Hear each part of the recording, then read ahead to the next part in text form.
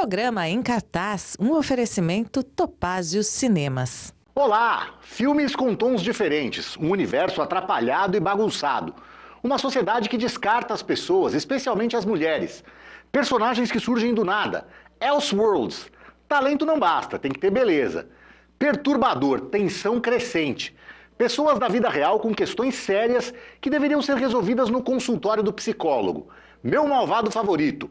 Todos nós somos partes do problema. Um filme corajoso, contrastes nítidos com o primeiro filme, Oscars improváveis, peitos que não são dela, Pulp Fiction e Tropa de Elite, público rindo de nervoso, uma praga hollywoodiana. No fim, tudo isso fará sentido. Ou não. São duas as estreias da semana nos cinemas que eu tenho para comentar aqui hoje, começando com a crítica da principal, que é Coringa Delírio A2. Nosso vilão, está atrás das grades depois dos crimes cometidos no primeiro filme. Enquanto ele aguarda o julgamento, ele conhece uma outra detenta psiquiátrica que parece tão perturbada quanto ele. E eles formam uma dupla em que um parece alimentar a insanidade do outro. A cabeça do Coringa é uma bagunça, mais ou menos como o gerenciamento da DC nos cinemas de 2013 para cá. Antes disso, ela também teve seus altos e baixos, mas foram muito mais altos do que baixos. Começando os altos já em 1978, com o primeiro filme do Superman. Aí nós tivemos o segundo filme do Superman, os dois Batman do Tim Burton, a trilogia do Cavaleiro das Trevas do Christopher Nolan, o Watchmen, que eu acho excelente. Tá, tem os baixos também. Superman 3 e 4, Batman e Robin, Mulher Gato. São filmes ruins, mas que não traziam grandes consequências. Isso começou a mudar em 2013, quando a DC, mexida pelo enorme sucesso de Vingadores e do universo compartilhado e conectado da rival Marvel, resolveu ela também criar seu próprio universo compartilhado e conectado. Só que ficou meio atrapalhado e bagunçado. Enquanto a Marvel fazia um trabalho impecável, ainda que imperfeito, para contar uma saga coerente, com as histórias de origem dos personagens e com uma unidade estética entre as produções, no universo da DC, personagens surgiam do nada para depois ter suas origens contadas, ou às vezes não, e cada filme tinha uma cara, um tom diferente. Aí, na hora de juntar tudo, ficava um troço meio esquisito, remendado. Fora que nem nos seus piores momentos, a Marvel lançou coisas pavorosas como Batman vs Superman, A Origem da Justiça, ou filmes que simplesmente não disseram a que vieram, que é o caso da maioria dos filmes da DC, como Liga da Justiça, Aquaman, Mulher Maravilha 1984, Adão Negro, The Flash, Besouro Azul. A bagunça foi tanta que chegaram a sair dois filmes praticamente com o mesmo título, Esquadrão Suicida e O Esquadrão Suicida. Para mim, os únicos filmes que se salvam, mesmo assim com problemas sempre, são Homem de Aço, o primeiro Shazam, o segundo Esquadrão Suicida, o primeiro Mulher Maravilha e Aves de Rapina. É pouco. Só que mesmo em meio a tanto caos e desastre, a vida é boa o suficiente para apontar para DC qual o caminho a ser seguido. Toda vez que eles faziam filmes fora desse universo compartilhado, as coisas iam bem. Tanto que isso se tornou um conceito, algo que já existe nas histórias em quadrinhos da editora e que está sendo aplicado no cinema, que é o selo Elseworlds. Nos quadrinhos funciona assim. Existe a cronologia normal de um personagem, com histórias em arcos maiores ou menores que vão se desenrolando ao longo das edições mensais, quinzenais, etc. E aí existem as histórias fechadas, que se desenrolam separadamente, com arcos fechadinhos e que podem levar o personagem para outras épocas, como a história em que o Batman caça Jack o Estripador, ou a que ele enfrenta o Drácula. Essas são histórias Elseworlds. No cinema, pegando o próprio Batman como exemplo, a gente estava vendo Ben Affleck fazendo o Homem-Morcego na cronologia principal, enquanto Robert Pattinson estrelou o filme de 2022, dirigido pelo Matt Reeves. A diferença entre um e outro é clara. Não existe um único filme do Batman com Ben Affleck que seja realmente bom, enquanto o único com Robert Pattinson, na outra cronologia, é excelente. E existe um outro filme que pode ser considerado Elseworlds, que é Coringa. Ele também está fora da cronologia principal, inclusive ele se passa em uma época completamente separada, os anos 70. Ele também não faz parte do tal universo compartilhado da DC. E ele, assim como o Batman de 2022, é excelente. Ainda melhor, é o melhor filme com o selo da DC desde Batman, o Cavaleiro das Trevas, 16 anos atrás. E talvez não por acaso, também tinha como antagonista do herói o Coringa, provavelmente o vilão mais conhecido dos quadrinhos, e que deu um Oscar a seu intérprete em 2008, melhor coadjuvante para Heath Ledger, como deu um Oscar, dessa vez como protagonista, para Joaquin Phoenix. E muito merecido. O filme de 2019 é um triunfo artístico enorme, um filme super arriscado, perturbador, de uma tensão crescente, um estudo de personagem que funciona redondinho e que retrata muito bem a época em que nós vivemos. Tão bem que muita gente com alguns neurônios a menos e com algumas questões sérias que deveriam ser resolvidas no consultório do psicólogo, passaram a enxergar no personagem um herói. É um efeito colateral de filmes que têm vilões como protagonistas, porque vilões são, ou deveriam ser, repulsivos. Mas como fazer isso e ainda assim tornar o filme atraente? Assim, o personagem precisa ser minimamente gostável, gerar um mínimo de empatia para prender o espectador. O risco é justamente ele acabar sendo gostado demais. Com o Gru em Meu Malvado Favorito é fácil. No caso do Coringa, em um filme que se pretende mais realista, uma parte do público passou a vê-lo como alguém como a chave para resolver os problemas da sociedade. E que essa chave seria o caos. A gente viu algo parecido com isso no Brasil nas manifestações de 2013, e a gente sabe bem no que deu. E no que está dando, né? Veja o sucesso que tem feito um certo candidato a prefeito de São Paulo, que resolveu, para usar uma expressão popular, meter o louco. É nesse ponto que nós chegamos a Coringa Delírio A2. Eu acho que você vai concordar que o adjetivo corajoso é um elogio. E o novo filme do palhaço é corajoso. Começa que é um musical, e é musical mesmo, viu? São mais de 10 interrupções da ação do filme para entrar uma cantoria. Tem alguma dança também, mas é pouco. A função das canções, quase todas muito conhecidas, é clássica desse formato: comentar as revoltas internas dos personagens. Mas o encaixe dessas canções é orgânico. Elas são sempre interpretadas por Lady Gaga e por Joaquin Phoenix, individualmente ou em dueto. Ele não é cantor e faz o serviço sem querer parecer que é. Ela é cantora, mas em apenas um momento realmente solta a voz. A maioria das interpretações é contida, como é contido o tom do filme em geral. Mais um de tantos nítidos contrastes com o primeiro filme. Isso é mais um sinal de coragem.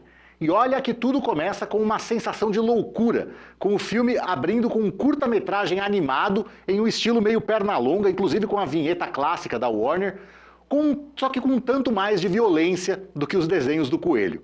Apesar disso, o diretor e roteirista Todd Phillips faz questão de contrariar a lógica das continuações, que é potencializar os pontos em que a obra original funcionava. Assim, os segundos filmes costumam ser mais exagerados que os primeiros, costumam ter o seu escopo ampliado. Aqui o caminho é o contrário, é o Jack Brown do Coringa. Eu explico. Em 1994, Quentin Tarantino lançou o magistral Pulp Fiction. Aí, a curiosidade e a expectativa em torno do próximo filme dele foram à estratosfera. Consciente disso, ele deliberada e declaradamente quis fazer um filme totalmente diferente do anterior. Ele se recusou a fazer, metaforicamente falando, um Pulp Fiction 2. E aí ele veio com Jack Brown, que é totalmente diferente. No caso do Todd Phillips, essa recusa tem toda a cara do que fizeram com o filme dele. Aquilo que eu dizia antes, de tanta gente do mundo real que começou a ver o Coringa como um herói. Algo parecido com o que aconteceu com o primeiro Tropa de Elite. O diretor José Padilha ficou chocado ao descobrir que uma grande parcela do público via o Capitão Nascimento como um herói. Atribui-se a esse choque a mudança de tom do personagem do Capitão Nascimento no segundo filme, no segundo Tropa de Elite. Um movimento parecido com o que é feito em Coringa 2. Nesse sentido, o personagem da Lady Gaga, a Arlequina, que em nenhum momento é chamada por esse nome, representa as pessoas que glorificaram as ações do Coringa no primeiro filme. O Arthur Fleck, que ela encontra no presídio psiquiátrico, é apático, sem vida. Ela toma para si a missão de incentivar o lado psicótico dele. Ela tem uma postura de é isso que nós queremos, é isso que te faz especial. Lady Gaga se sai bem no papel, como em geral costuma acontecer. Mas também, como em geral costuma acontecer, ela parece sempre consciente demais de estar em um filme. Assim como em Nasce uma Estrela ou em Casa Gucci, fica difícil enxergar ela como uma pessoa real e não como uma atriz interpretando um personagem. E olha que ela investiu totalmente no chamado método. Aquela história que você já deve ter ouvido do ator ou da atriz que continua interpretando o personagem mesmo quando a câmera não está ligada. Para quem já estava pensando em Oscar, claro que a gente fica na espera de quem vai ser a concorrência dela, né? Mas me parece improvável que ela ganhe. Quanto a Joaquin Phoenix, eu também o vejo longe de levar mais uma estatueta pelo mesmo personagem. E não se trata de má qualidade de serviço. Ele continua entregando demais. Mas com exceções de alguns poucos momentos, o Coringa, assim como o filme como um todo, está alguns tons abaixo do primeiro filme. Falta aquele brilho desesperado que fez tanta diferença em 2019. Além, claro, do fator surpresa, da novidade, ter se perdido. O que é natural, né? Afinal, agora nós já conhecemos o personagem. A exceção nessa atuação mais contida se dá em alguns momentos nas cenas do tribunal. E foi muito interessante notar o comportamento de parte do público na sessão em que eu estava. A maior parte do tempo foi de silêncio na sala, mas quando chega o momento da cena do tribunal em que o Coringa perde o freio, algumas pessoas reagiram com gargalhadas, muito embora a cena não seja exatamente engraçada. Soou mais como um riso nervoso de quem esperou o filme inteiro pela mesma catarse oferecida em 2019. Mas voltando ao que eu disse antes, sim, corajoso é um adjetivo elogioso e que cabe a Coringa Delírio A2. E o filme é bom, mas em nenhum nível e em nenhum sentido é superior ao primeiro. Ainda assim, o caminho para descer está dado. Esqueça o universo compartilhado. Deixa isso para a Marvel, que sabe jogar esse jogo, ainda que eles também tenham se perdido bastante depois de Vingadores Ultimato. Eu ainda acho que ali, depois do Vingadores Ultimato, a Marvel devia ter resetado tudo, começado tudo de novo. Agora, sob a direção geral de James Gunn, o grande responsável por ter transformado em sucesso os Guardiões da Galáxia lá na rival Marvel, vamos ver que rumo a DC vai tomar. Ficando só nos longas-metragens para cinema, por enquanto, o único filme do qual se tem informações sólidas é Superman, que vai chegar aos cinemas em julho do ano que vem. O filme perdeu o subtítulo Legacy, o que faz com que o título fique ainda mais imponente, Superman.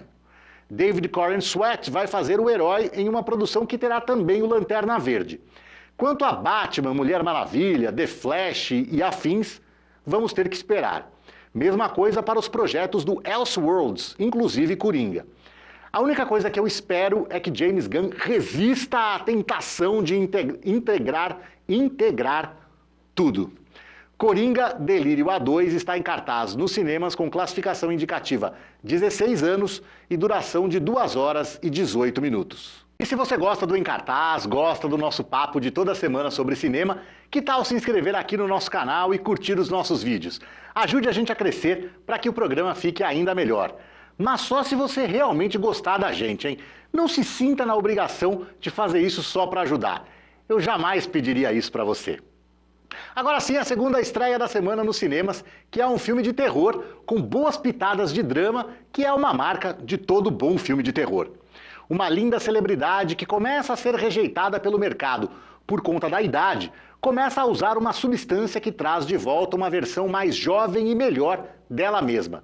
Mas isso vai cobrar um preço. O filme é A Substância.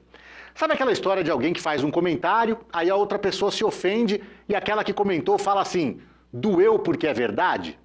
Então, a crítica por trás de A Substância dói porque é verdade.